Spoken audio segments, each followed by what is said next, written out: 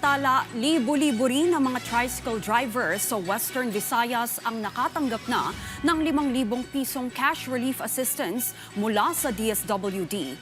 Distribusyon, target na palawakin pa. Si Mary Ann Grace Erenieta ng Radyo Pilipinas, Iloilo, sa sentro ng balita.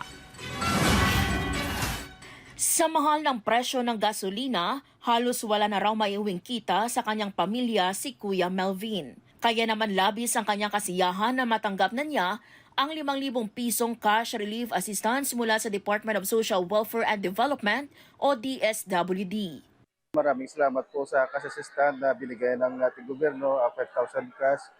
Malaking tulong na po ito para sa aming mga tricycle driver, lalo na ngayong crisis na lalo na yung presyo ng langis. Si Kuya Edgardo naman lubos ang pasasalamat kay Pangulong Ferdinand Marcos Jr. dahil tinupad daw ng Pangulo ang kanyang pangako. Paano po sa presidente natin, nagpasalamat. Hindi lang ako kung pati na ang mga kasamahan ko. At masaya kasi natuloy yung sinasabi. Sina Kuya Melvin at Kuya Edgardo ay ilan lamang sa mahigit 8,000 na tricycle driver na nakatanggap ng CRA. Itinalagang pilot areas ang Iloilo City at Pasig City sa lalawigan ng Iloilo, habang ang Rojas City naman para sa lalawigan ng Capiz.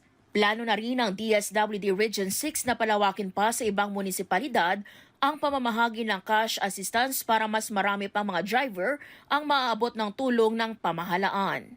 For April 16, magkaroon tayo ng expansion sa lahat ng mga municipalities sa buong rehiyon.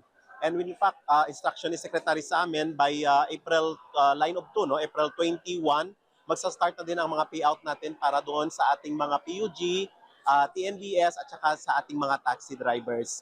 Sa ngayon, puspusa na ang validation at verification ng kanilang unit sa listahan na ibinigay sa kanila ng Land Transportation Franchising and Regulatory Board o ng LTFRB.